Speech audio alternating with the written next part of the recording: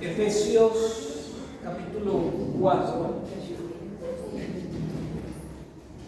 Vamos a ver. Vamos a estar hoy en Efesios capítulo 4 y nos recordamos que estamos haciendo la serie en el libro de Efesios después de haber pasado por la época de la Semana Santa, el Domingo de Resurrección, todas estas cosas. Seguimos en el libro de Efesios. La semana pasada estábamos en el capítulo 4 y vimos un poco de lo que era ser renovados en el espíritu, lo que es la santificación, lo que es el entendimiento que debemos tener una vez que hemos aprendido de Cristo. Hoy vamos a seguir con el tema de recuérdense que esta segunda parte del libro de Efesios es acción. ¿Ok? Entonces estamos acá, pero necesitamos entrar en acción.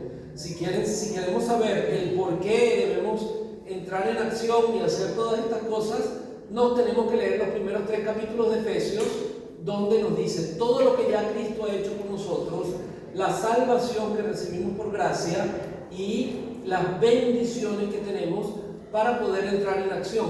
Pero además, en esta segunda parte, Pablo nos sigue recordando, el apóstol Pablo, autor del libro de Efesios, nos sigue recordando algunas de las cosas que tenemos para algunas de las razones, motivos del por qué entrar en acción. Vamos a leer de la palabra de Dios, ¿ok? Comenzando en el versículo 25 de Efesios capítulo 4. Por lo cual, cuando empezamos con el por lo cual, ya les acabo de hacer el resumen de lo que vimos la semana pasada, ¿ok? Entonces, por todo esto, porque hemos recibido todas estas cosas de Dios, hemos recibido todo lo que hemos aprendido de Cristo, la santificación, cómo tenemos que despojarnos del viejo hombre que está viciado de deseos engañosos y ser renovados. Entonces, por todo esto debemos, desechando la mentira, hablar verdad, cada uno con su prójimo, porque somos miembros los unos de los otros. Airaos, pero no pequéis, no se ponga el sol sobre vuestro enojo, ni deis lugar al diablo. El que hurtaba, que no hurte más, sino trabaje, haciendo con sus manos lo que es bueno, para que tenga que compartir con el que padece necesidad. Ninguna palabra corrompida salga de vuestra boca, sino la que sea buena para la edificación, para la necesaria edificación, a fin de dar gracia a los oyentes. Y no contristéis al Espíritu Santo de Dios, con el cual fuisteis sellados para el día de la redención.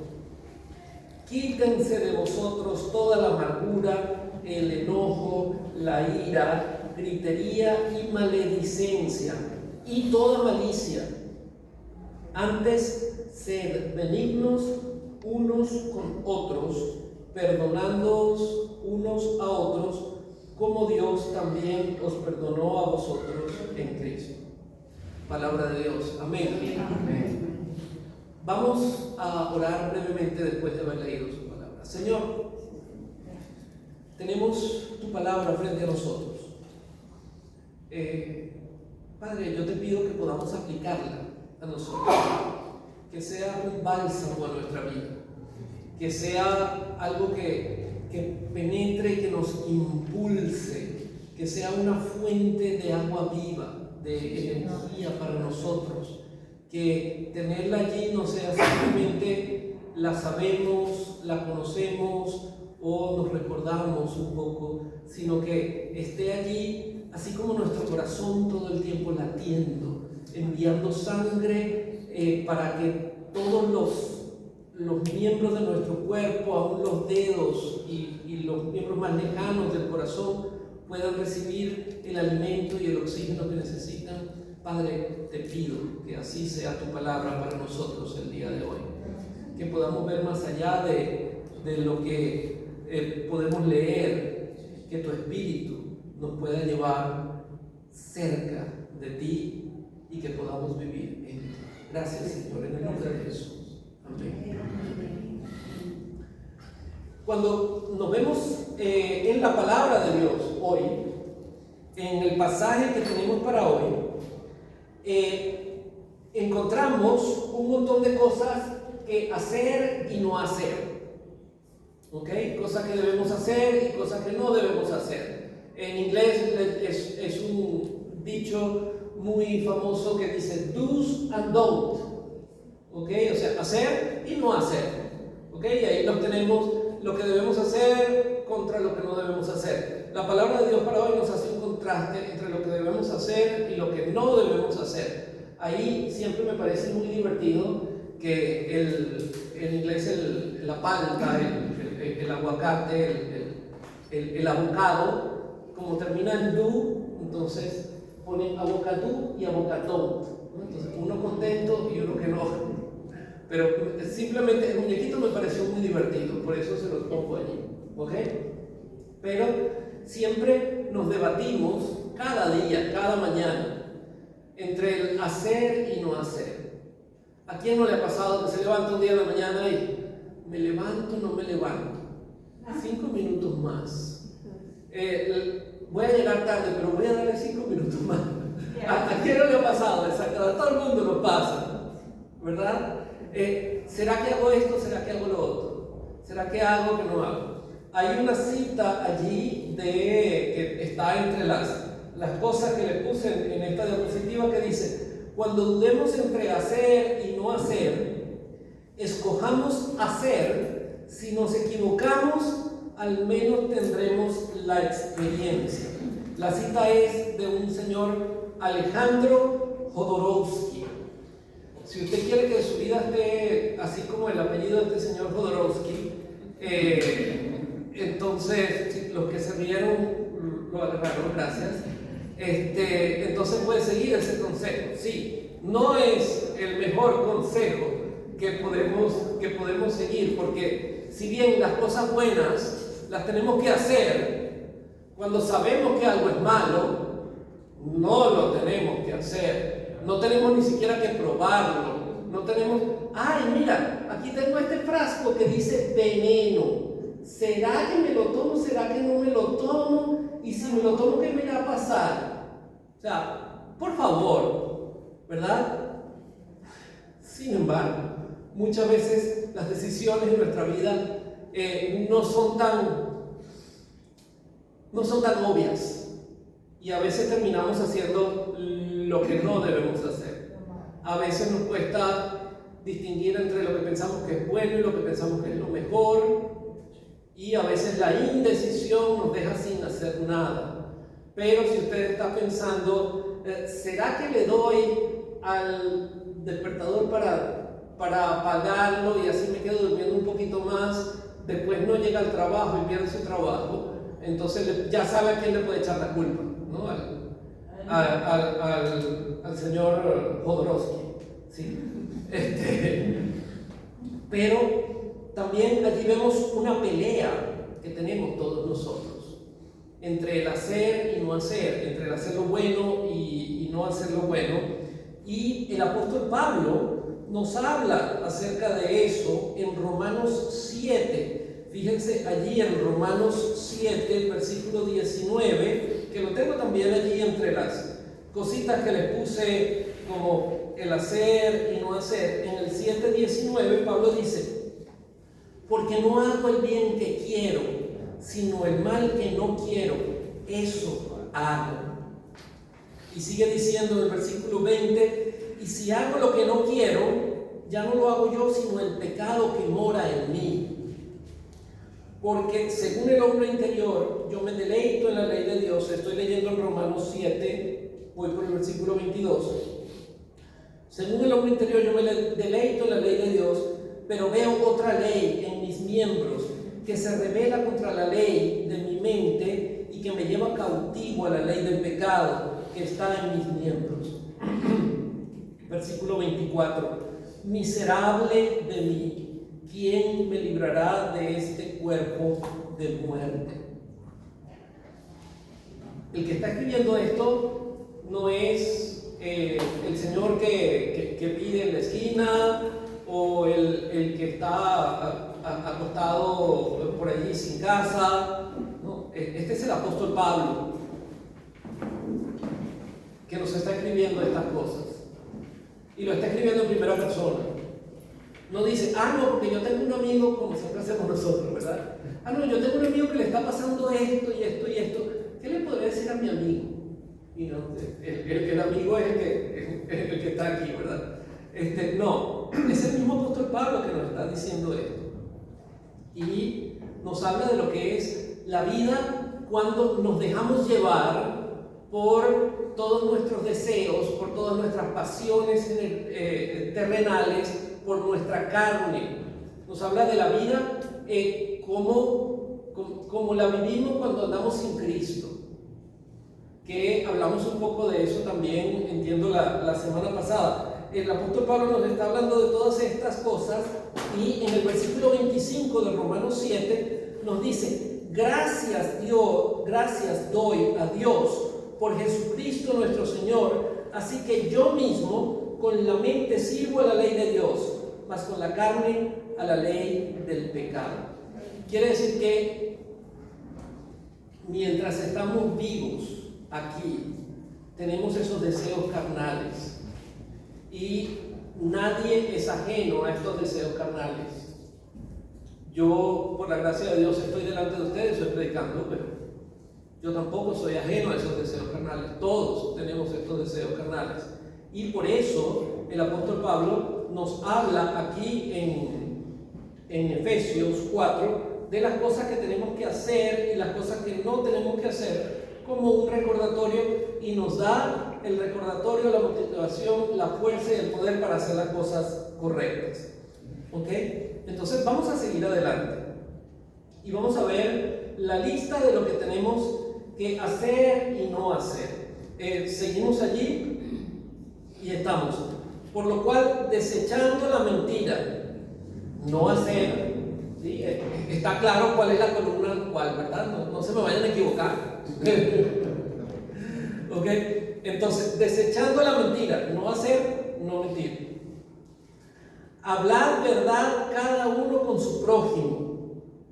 Hablar la verdad uno con otros. ¿Sí? No vayan a decirle.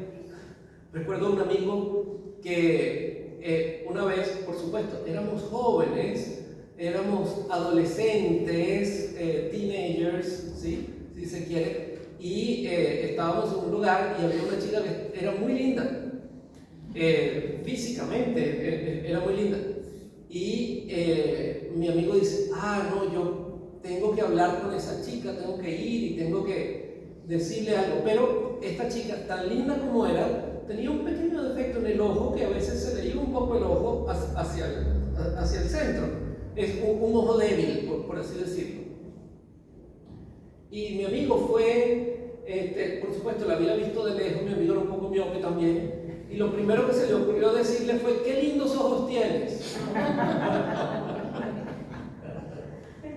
La chica ni le habló más nunca, pero más nunca. Entonces, quiso hacer algo bueno, quiso hacer algo bonito, quiso decirle algo agradable, pero no habló con verdad. Entonces, fíjense lo que pasa, y estoy seguro que todos no se imaginan lo mucho que nos reímos de mi amigo, y hasta el día de hoy lo seguimos seguimos bromeando por eso, ¿no? Pero hablar verdad unos con otros es importante. Si va desincumplido, vamos a hablar un poquito más de esto. Hay que hablar con verdad, hablar verdad unos con otros. Seguimos adelante en el versículo y dice el por qué: porque somos miembros los unos de los otros.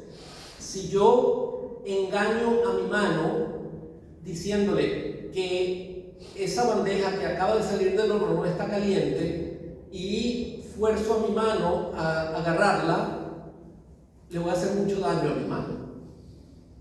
Y por supuesto voy a gritar, me voy a quemar la mano y voy a pasar un buen rato. Entonces, pero muchas veces nosotros hacemos eso. Lo hacemos con nosotros mismos y Pablo nos está diciendo, son miembros unos de otros. No se hagan daño, no se mientan unos a otros. Hablemos con la verdad, no digamos mentiras. Entre las cosas que podemos hacer, fíjense que dice enojarse, porque el versículo 26 dice, airaos, pero no pequéis. Airaos literalmente es llenarse de ira. ¿Sí? ¿Me puedo enojar? Sí. Sí, yo me enojo muchas veces. Si le preguntan a mi esposa, le voy a decir que yo paso mucho tiempo enojado. Pero sí, enojarse no es pecado. Pecado es dejar que el enojo se apodere de uno y sea la fuerza que nos lleva. Muchas veces yo me enojo y Dios lo bendiga, es pecador igual que yo y tengo que perdonarlo. Y hay que seguir, ¿sí? Entonces, enojarse no está mal. Entre las cosas que podemos hacer y que nos dice, nos podemos enojar. Jesús vio a todos los mercaderes ahí en el templo y se enojó y los sacó, se hizo un látigo. Jesús se enojó. Jesús no pecó. Jesús, cuando Pedro va y le dice, no, Señor, no vayas a Jerusalén, esto no puede pasar, no vayas a dar tu vida. Jesús le dice a Pedro, le dice, apártate de mí, Satanás. Y probablemente no le dijo, ay, apártate de mí, Satanás. Probablemente lo reprendió fuerte, estaba enojado. Muchas veces vemos que los discípulos, Señor, venimos porque nosotros tratamos de orar por esto y no pasó nada. ¿Hasta cuándo voy a tener que estar con ustedes?, decía Jesús. Entonces, enojarse no es malo. El problema es qué hacemos con el enojo. Hay que enojarse con el enojo cuando el enojo es el que nos lleva a hacer las cosas mal. ¿Sí? Entonces, fíjense que Pablo lo pone aquí mismo, no dejen que se ponga el sol sobre vuestro enojo. No dejen que se ponga el sol sin que se te haya pasado esa rabia. Te dio esa rabia, te dio esa molestia tan grande. Entréguesela al Señor. Ve y habla con la persona. Busca la paz. Eso es lo que debemos hacer. Tratar de no enojarnos. Porque si usted va allá afuera, el mundo secular le dice, no te tienes que enojar. Si ve al chavo le dice, ay, pero no te enojes. Entonces, no es no enojarse, porque cuando no nos enojamos, estamos diciendo, no me importa. Y si mi hermano, mi hermana, mi hermano está haciendo algo que está mal y a mí no me importa, quiere decir que no lo estoy amando. Y si no lo amo y no me importa, entonces estoy en contra de lo que dice la palabra de Dios. ¿Me van siguiendo? Entonces, enojarse no es malo. Malo es quedarse con el enojo y dejar que el enojo sea el que lleve la vida de uno. Enojarse muchas veces es muestra de amor. Cuando yo veo que mis hijos están haciendo algo que está mal, me molesto. Cuando yo veo que la gente está haciendo algo y les va a ir muy mal, cuando a veces la iglesia dice algo y uno dice, no, espérate, eso no es de acuerdo a lo que dice la palabra de Dios, y hay que...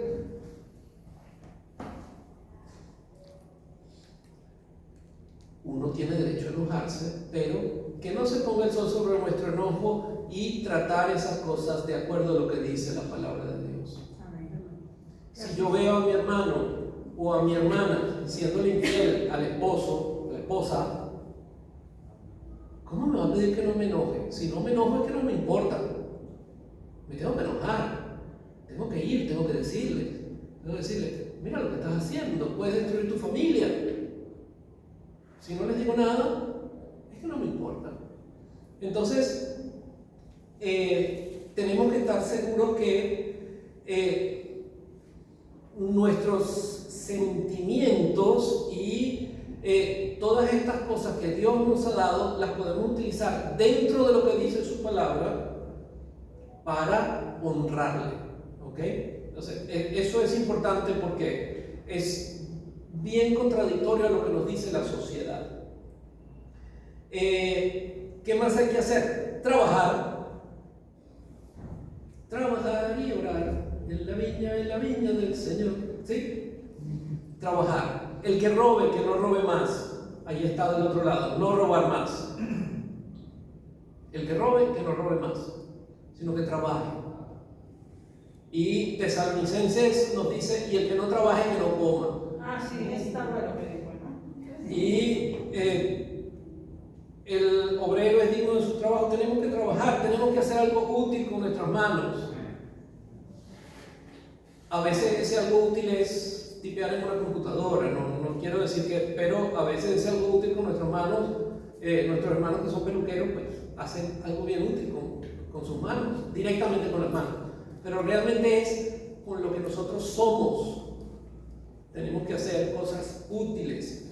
¿Y para qué tenemos que hacer algo útil? Para tener todos los millones, comprarnos la villa privada y el yate, el avión y todas estas cosas. No, para compartir con los demás. Y la Biblia nos dice literalmente, el que hurtaba, que no hurte más, sino que trabaje haciendo con su mano lo que es bueno para que tenga que compartir con el que padece necesidad. El fin del trabajo es proveer para la familia y glorificar a Dios. No es hacerse millonario y retirarse con todo el lujo. El fin del trabajo es primero proveer para la familia, después glorificar a Dios. ¿Cómo glorifico a Dios? Dándole al que tiene necesidad, compartiendo, viendo las necesidades de mis hermanos, apoyando. Ese es el fin del trabajo. Y allí lo está diciendo el apóstol Pablo de una manera muy clara. Pero cuando estaba preparando esto, me pasó algo interesante. Si ustedes ven este gráfico, y perdónenme, voy a hacer un pequeño paréntesis aquí, ¿ok? Este pequeño paréntesis, ese gráfico que está allí son todas las referencias cruzadas que están en la Biblia, ¿ok? Me puse a buscar, algunas referencias cruzadas y me encontré con ese gráfico que son todas las referencias cruzadas que están en la Biblia, y ese gráfico es bellísimo. Justamente tenían uno comparativo con otros libros religiosos y ninguno se parece. Los otros tienen varias rayitas, pero este es un arcoíris precioso de todos, y cada una de esas rayitas es una referencia de que la Biblia va con otro pasaje y con otro pasaje y con otro pasaje de la Biblia. ¿Ok? Qué lindo. Pero vamos a ir a Zacarías 8. Porque en Zacarías 8:16, fíjense lo que dice, y díganme si no parece que le estuviera leyendo otra versión de lo que acabamos de leer en Efesios 4. Dice Zacarías 8:16: estas son las cosas que habéis de hacer. Hablar verdad cada cual con su prójimo, juzgar según la verdad y lo conducente a la paz en vuestras puertas. Y ninguno de nosotros, 17, ninguno de nosotros piense mal en su corazón contra su prójimo, ni améis el juramento falso, no decir mentiras, porque aborrezco todas estas cosas, dice Jehová el Señor. ¿No pareciera que es exactamente lo mismo que estábamos leyendo ahorita en el Nuevo Testamento? Sí, ¿verdad? ¿Les parece que sí o no? Sí. No veo muchos, quizás no han llegado. Sí. Bueno, pero fíjense el contexto, porque siempre que vemos un texto tenemos que ponerlo en contexto, ¿sí? No es que, en el Antiguo Testamento dice eso en alguna parte, no. ¿Cuál es el contexto de Zacarías 8? Si ustedes ven, a veces eso nos ayuda, aunque no es parte de la Biblia. El titulito que dice antes de Zacarías 8 es promesa de restauración de Jerusalén, ¿sí? El Señor está hablando de la restauración de su pueblo, ¿ok? Y cuando habla de restauración de su pueblo, en 8:8 dice: los traeré y habitarán en medio de Jerusalén y me serán por pueblo y yo seré a ellos por Dios en verdad y en justicia. ¡Qué lindo! Es una profecía primeramente, para los exiliados que regresan a Jerusalén. En segundo lugar, para Jerusalén como tal, para los creyentes que llegamos a Cristo y para los últimos tiempos, cuando el Señor nos lleve a su presencia y entonces habitaremos en esa nueva Jerusalén y nosotros le seremos por pueblo y Él será para nosotros por Dios en verdad y justicia. Eso es Zacarías 8:8. Y sigue haciendo mención a todas estas cosas. Versículo 11: mas ahora no lo haré con el remanente de este pueblo como hice en aquellos días pasados, dice el Señor de los ejércitos, porque habrá simiente de paz, la vid dará su fruto y dará su producto la tierra, y los cielos darán su rocío, y haré que el remanente de este pueblo posea todo eso. Nos habla de prosperidad, nos habla de la prosperidad futura que vamos a tener con el Señor y de la prosperidad que recibimos en Cristo Jesús, la prosperidad de vida, no necesariamente, no estoy hablando de prosperidad de dinero, la prosperidad en vida, que uno pueda decir, como decía una amiga miembro de la iglesia hace tiempo: yo soy millonaria en salud, yo soy millonaria en amigos, soy millonaria en calidad de vida, ¿sí? Entonces esa es la verdadera prosperidad que nosotros tenemos que seguir. Entonces fíjense que en el versículo 14, permítanme un momentito que seguimos viendo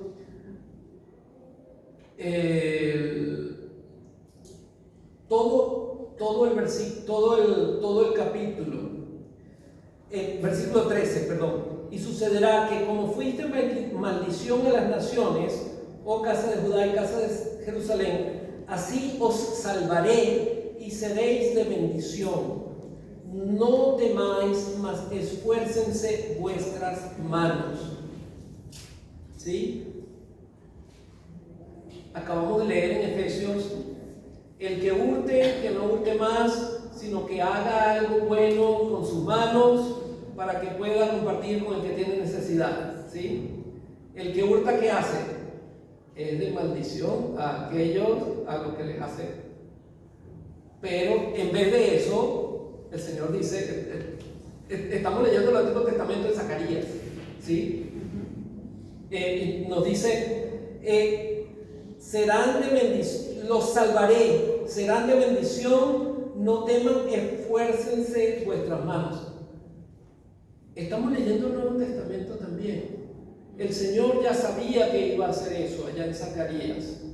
Zacarías es el mismo que dice: aquí viene el Señor, que celebramos en el Domingo de Ramos, aquí viene montado en su burrito, entrando en Jerusalén, ¿sí?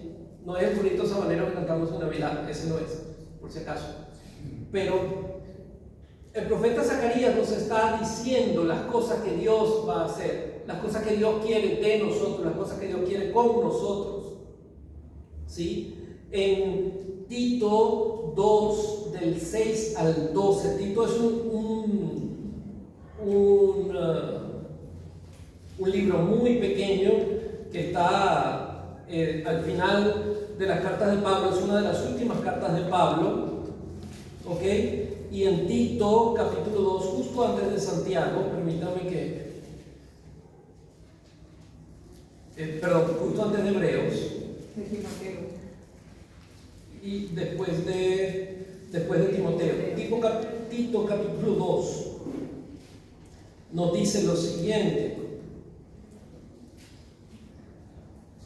Nos dice así: exhorta a sí mismo a los jóvenes que sean prudentes, presentándote tú en todo como ejemplo de buenas obras, en la enseñanza mostrando integridad y seriedad, palabra sana e irreprochable, de modo que el adversario se avergüence y no tenga nada malo que decir de vosotros. Exhorta a los siervos que se sujeten a sus amos, que agraden en todo, que los agraden en todo y que no sean respondones, no defraudando, sino mostrándose fieles en todo, para que en todo adornen la doctrina de Dios nuestro Salvador. Versículo 11: porque la gracia de Dios se ha manifestado para salvación de todos los hombres. Y el 12, que allí terminamos, enseñándonos que renunciando a la impiedad y a los deseos mundanos, vivamos en este siglo sobria, justa y piadosamente. Entonces fíjense que toda la Biblia nos exhorta a este tipo de conducta, ¿ok? Y allí tenemos otros tantos, porque dice: no le des pie al diablo. De eso la semana que viene hablaremos un poco también de eso, pero dice: no le des pie al diablo, no le des cabida. Santiago 4:7 dice: resistid a Satanás y él huirá de vosotros. Primera de Pedro nos recuerda que anda como león rugiente buscando a quien devorar. Primera de Juan 3:8 al 10 nos dice que el que practica el pecado le está dando cabida al diablo.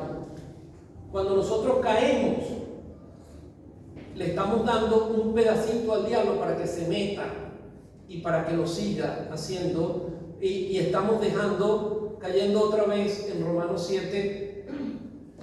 Otra vez estoy haciendo las cosas que no quiero en vez de hacer las cosas que quiero.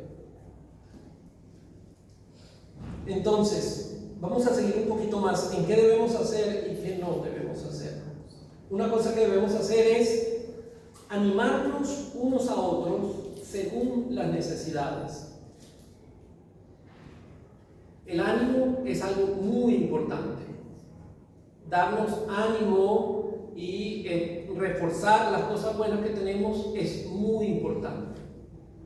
Pero decirle a alguien algo que no tiene es decir mentiras. Entonces hay que animar unos a otros según las necesidades, cuando lo necesitamos, y diciendo las cosas que son verdaderas. ¿Ok? No emplear un lenguaje grosero ni ofensivo.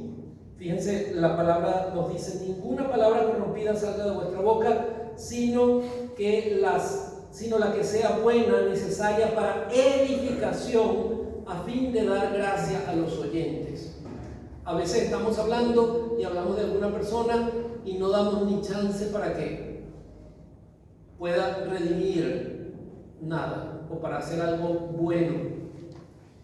Más bien, siempre debemos estar dispuestos a animar y a perdonar, porque recuerden que fuimos sellados con el Espíritu Santo para redención. Allí nos dice: no contristéis al Espíritu Santo de Dios, con el cual fuisteis sellados para el día de la redención. Literalmente el versículo 30, si nos vamos a 1 Tesalonicenses 5, nos dice: no apaguéis el Espíritu. Literalmente nos está diciendo lo mismo, que cuando sentimos que el Espíritu Santo nos está llevando por la senda del bien, de verdad, y por la senda correcta, ahí es donde lo podemos rendir y dejar llevar. Y sin embargo, nuestra naturaleza pecaminosa, allí es donde más trata de rebelarse. Y ahí es donde salta el video de TikTok, de YouTube, allí es donde salen cantidad de cosas que nos quieren distraer de hacer las cosas como debe ser y las cosas correctas. Entonces, no debemos entristecer al Espíritu Santo. Seguimos una más. Vamos al versículo 31. Y aquí nos habla de algo que es clave. Porque hasta ahora hemos hablado de hemos hablado de hacer y no hacer. Pero aquí nos da la clave. La clave no es solamente hacer y no hacer. La clave es ser versus quitarse o deshacerse de. Esta me la salté, disculpen. Aquí estamos. La clave es ser. Para poder hacer todas estas cosas, nosotros tenemos que ser. El árbol bueno da buen fruto. Un árbol malo da un mal fruto. El refrán coloquial dice: no se le pueden pedir peras al olmo. ¿Sí? No podemos ir a un árbol de palta y decirle que nos dé una manzana. Es un árbol de palta, nos va a dar aguacates o palta, si ustedes lo quieren llamar así. Pero realmente lo que nos está diciendo es que nosotros primero tenemos que ser. Del ser fluye el hacer. ¿Ok? Fíjense, el versículo 31 dice: quítense de vosotros. Hablamos primero de las cosas malas, que las tengo ahí de segundo. Quítense de vosotros la amargura, la ira, el enojo, las rabietas, las calumnias, y junto con toda la malicia. Ese quitarse de nosotros es literalmente quitarse de nosotros. Quitarse. Hacía calor también. Pero quitarse. Cuando me lo quito, no lo tengo más. No pesa sobre mis hombros. No está donde me deja moverme, me deja hacer las cosas. Quitarnos todas estas cosas malas nos pueden llevar a hacer las cosas buenas, pero a veces decimos: no, es que yo soy así. No, eso es algo que tú estás haciendo que te lo puedes quitar. Si te lo puedes quitar, entonces empiezas a ser mejor. Nos dice versículo 32: antes sed benignos, amables, unos con otros, misericordiosos, compasivos, unos con otros, teniendo misericordia, teniendo compasión, perdonándose unos a otros.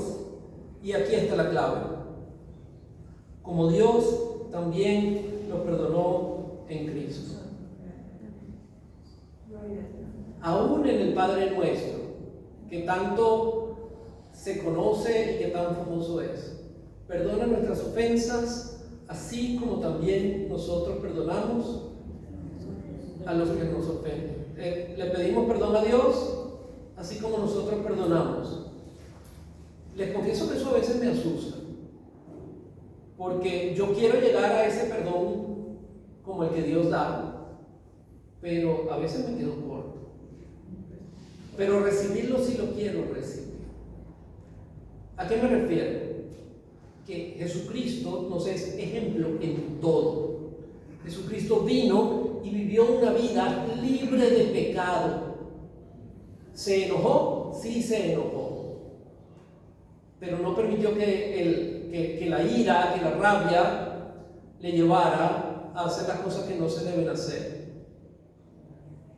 Llevó una vida perfecta, libre de pecado, lleno de gracia y de verdad, nos dice Juan 1:14.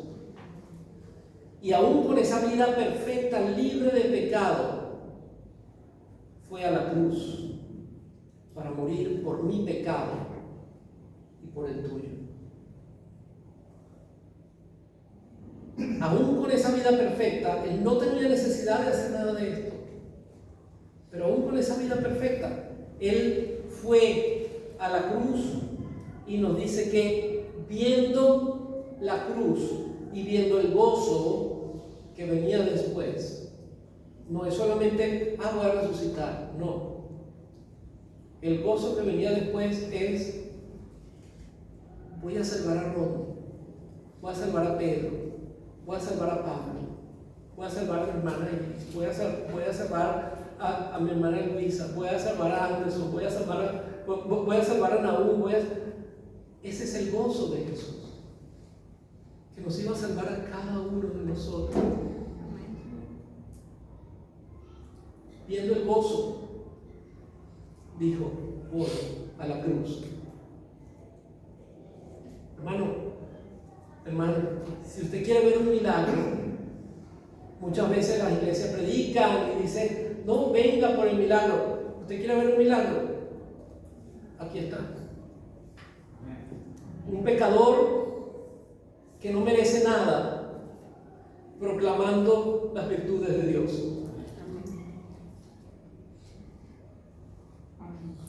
¿Usted quiere ver un milagro? Vaya y siga lo que dice la palabra de Dios. Déjese llevar por el Espíritu Santo y vea cómo la gente dice, wow. Y va a ver el milagro de Dios. Porque el mayor milagro no es, tenía una enfermedad y me sané. O tenía la mano cortada y me volvió a crecer la mano. ¡Wow! El mayor milagro es la vida transformada. El mayor milagro es seguir a Dios aún en medio de las circunstancias. El mayor milagro es, Señor, no entiendo, pero te sigo, porque solo tú tienes palabras de vida eterna. El mayor milagro es perdonar, aún cuando no nos sale a nosotros, porque sabemos que nosotros hemos sido perdonados. Termino con una ilustración. Antes de dar la motivación, el poder y la motivación final. Corrie ten Boom. Corrie ten Boom es una cristiana que por estar ayudando a los judíos fue a los campos de concentración de los judíos junto con los judíos. La historia está en un libro precioso que se llama El lugar secreto, porque ellos escondían a los judíos en un lugar secreto, y después ella y su hermana fueron llevadas a los campos de concentración, fueron violadas, fueron innombrables. La hermana murió un día antes de que los rescataran los aliados. Ella vivió para contarlo, y ella, como buena creyente, iba y daba charlas acerca de lo que le había pasado, del perdón y el testimonio de la bondad y la gracia de Dios, aún en medio de su vida, y de todas las cosas malas que le habían pasado. Cuenta ella que en una de estas charlas, una persona allá en la fila de atrás dijo, yo necesito eso, yo necesito el perdón de Dios. Para tener el perdón de Dios, yo tengo que tener el perdón de ella. Y se acercó a ella uno de los guardias que la había maltratado y la había violado y le había hecho todas estas cosas innombrables. Se le acerca, la ve y le dice, yo quiero el perdón, yo quiero que me perdones. En las palabras de Corrie ten Boom, ella decía, yo no puedo hacerlo, yo no puedo, pero en el poder de Dios lo puedo hacer. Y en el poder de Dios perdonó a ese hombre y probablemente nos lo vamos a encontrar en el cielo y podremos escuchar su testimonio directamente. A ver si la versión que les dio el pastor hoy aquí es correcta. Pero no tenemos que esperar hasta que el poder de Dios se muestre. El poder de Dios está en nosotros. Lo que tenemos es que invocarlo en nuestra vida y actuar conforme al poder de Dios.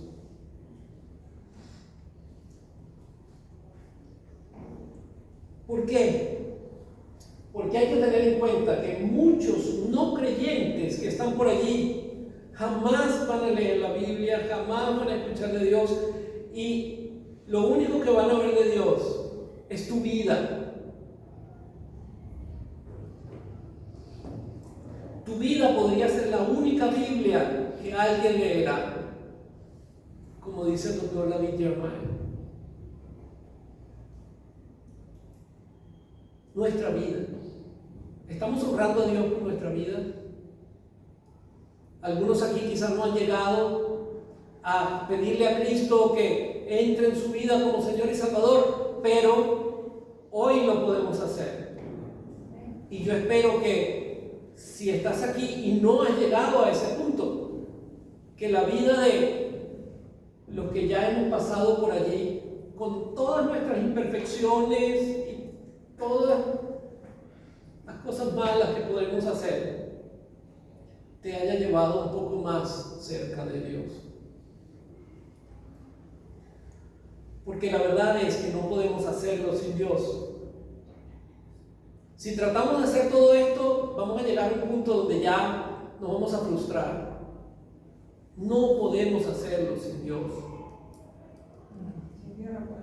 Y si no, pregúntele a cualquier comunista que están tratando de formar al hombre nuevo y quieren apartarse de todo lo que es Dios, de todo lo que es la familia y de todo el poder del Espíritu Santo. Si nosotros que tenemos el Espíritu Santo de Dios nos cuesta tanto, ¿cómo creen que van a hacer nada? Por eso es que no funciona. No podemos hacerlo sin Dios. Cuando yo confío en mis fortalezas, por más fuerte que pueda ser, llego hasta un punto y fallo. No podemos hacerlo sin Dios. Requiere un cambio de corazón. Requiere un cambio, no cambiar lo que hacemos, requiere cambiar quiénes somos. Jesús le decía a Nicodemo: tienes que nacer de nuevo. Tienes que nacer de nuevo. En Jesús podemos ser renovados. Tenemos que aceptar esa realidad y tenemos que ser. Y aquí usted me dirá: ¿ser qué? No, no es ser qué, es ser. Ser realmente quien Dios nos ha llamado a ser. Es ser quién, es ser hijos de Dios, ser dignos llamados de Dios. El llamado no es a hacer cosas. Sí, hay muchas cosas que tenemos que hacer. Hoy las pasamos y las vimos, casi, ¿sí? Todas. Pero el llamado no es a hacer, ni a dejar de hacer. El llamado es a ser. Porque cuando somos, lo demás fluye más fácil.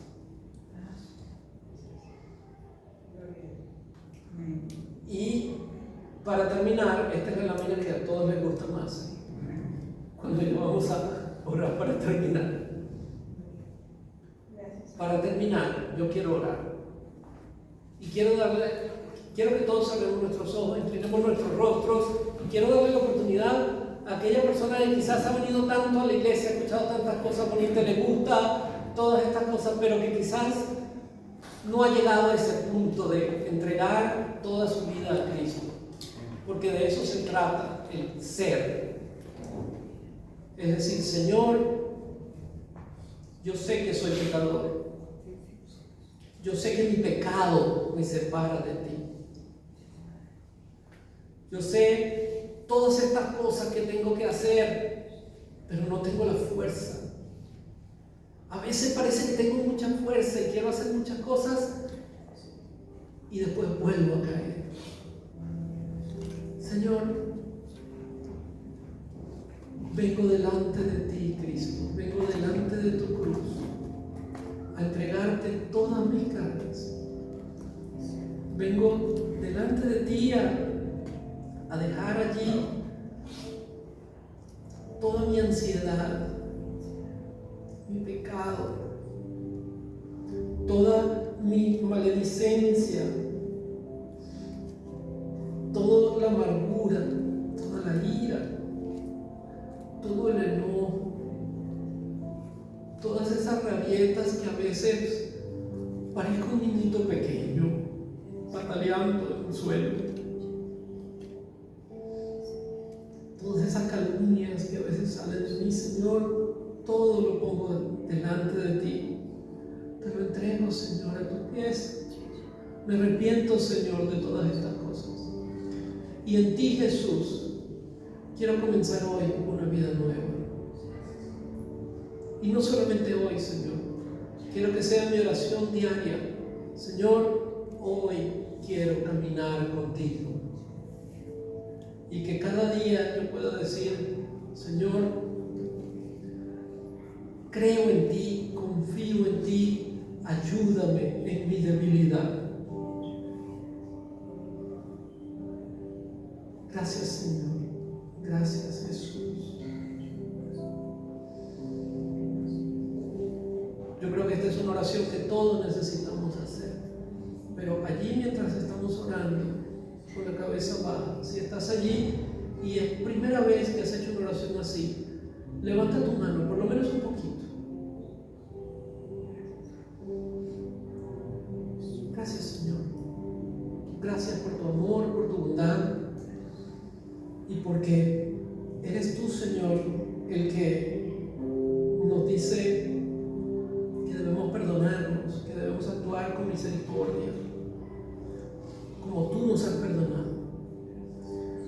Ayúdanos a recibir por completo tu perdón, Señor, para poder impartirlo a aquellos que nos rodean. Porque yo también era enemigo tuyo, hasta que me di cuenta, me arrepentí y me salvaste. Ayúdame, Señor, a predicar el evangelio de salvación y de arrepentimiento de los pecados en Cristo Jesús. Te lo pido, Señor, en tu santo